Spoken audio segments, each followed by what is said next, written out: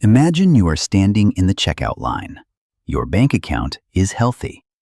You have worked hard to reach this point of stability. But as the cashier scans the bread and the milk, your throat begins to tighten. It is a phantom pain.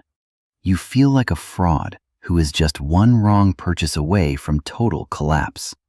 We have all been there. It is that cold shiver when you buy something nice for yourself and immediately feel the need to apologize for it. You are carrying a rusted shield. You forged it a long time ago when the pantry was empty, or when the house was filled with the sound of parents arguing over bills. Back then, that shield saved you. It kept you alert and it kept you safe. But today, the sun is out and there is no battle. You are still wearing armor in a garden. Your brain is a masterful record keeper, especially when it comes to survival. When we are young, our nervous systems are like wet clay. If you grew up in a home where money was a ghost that haunted every conversation, your amygdala took notes. This is the part of your brain that handles fear. It does not understand the concept of a savings account or compound interest. It only understands the difference between being safe and being in danger. For many of us, the absence of money felt exactly like the absence of air. Scientists call this scarcity trauma. It creates a glitch in the machine. Even when you become an adult with a steady paycheck and a retirement plan, that childhood wiring stays active. Every time you see a price tag, your brain triggers a biological alarm. It is like an old software program running in the background of a brand new computer. It drains your battery and it slows your entire life down. You might find yourself hoarding every single cent because spending feels like losing blood. Or perhaps you do the exact opposite. Maybe you spend everything the moment you get it because your brain learned that money disappears anyway. It assumes the resources will be gone by tomorrow, so you might as well enjoy the hit of dopamine today. This is the itchy urge to hit buy now. It is not a character flaw, and it is not greed. It is a frantic attempt to soothe a nervous system that is still waiting for the other shoe to drop. You are not bad with money. You are just trying to survive a war that ended 20 years ago. The tragedy is that this trauma blinds us to our own progress. You could have $1 million in the bank and still feel like that kid who was embarrassed at the lunch counter. We spend our adult lives building massive walls of gold to keep the ghost out. But the ghost is already inside the house. It lives in the way you hold your breath when you open a bill. It lives in the heavy guilt you feel for buying a simple coffee that you can easily afford. We have to realize that our financial habits are often just survival echoes.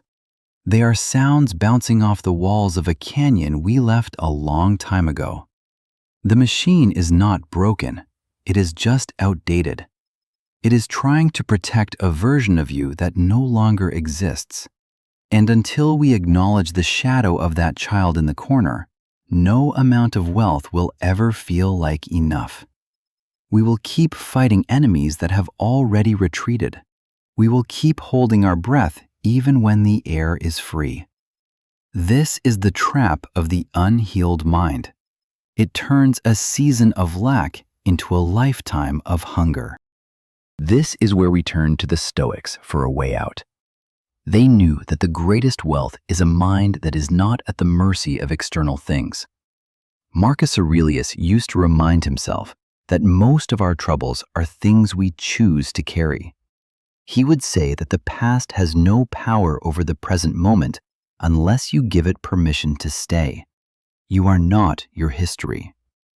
To heal this specific trap, we have to practice a form of mental surgery. We must look at our bank statements and separate the facts from the feelings. The numbers are just data on a screen. The narrative is the story about whether you are worthy or whether you are safe. Wealth is the ability to fully inhabit the present. A Stoic would ask if your fear is helping you solve a current problem, or if it is just a habit of suffering. Most of the time, it is just a habit. We have been holding that rusted shield so tight for so long that our hands have cramped shut. We have forgotten how to let go, because the shield feels like a part of our skin.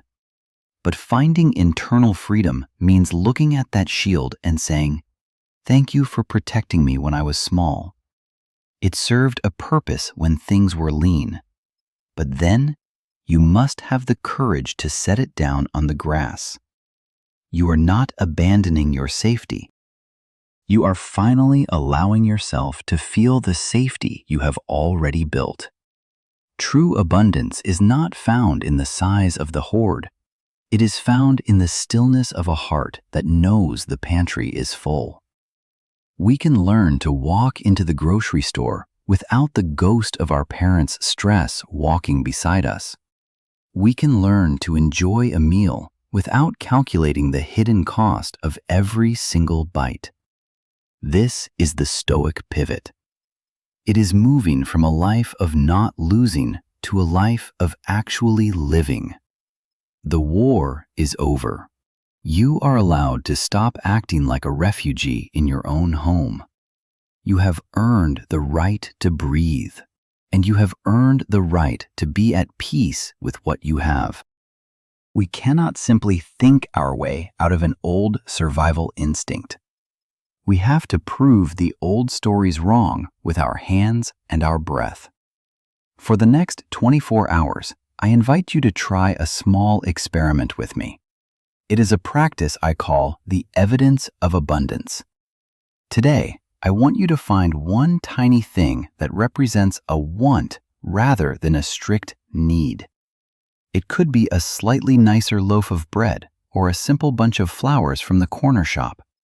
It should be something small that your rusted shield usually tells you is a waste of money or a luxury you do not deserve.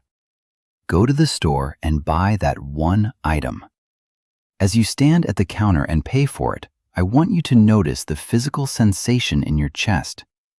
If your throat tightens or your heart begins to race, just acknowledge the feeling without judgment.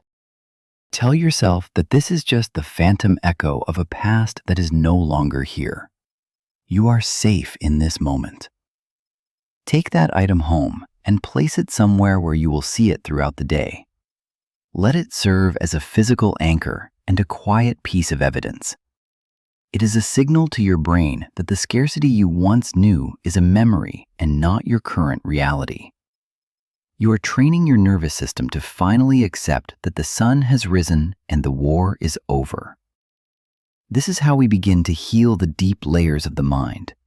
We do it one small and conscious choice at a time.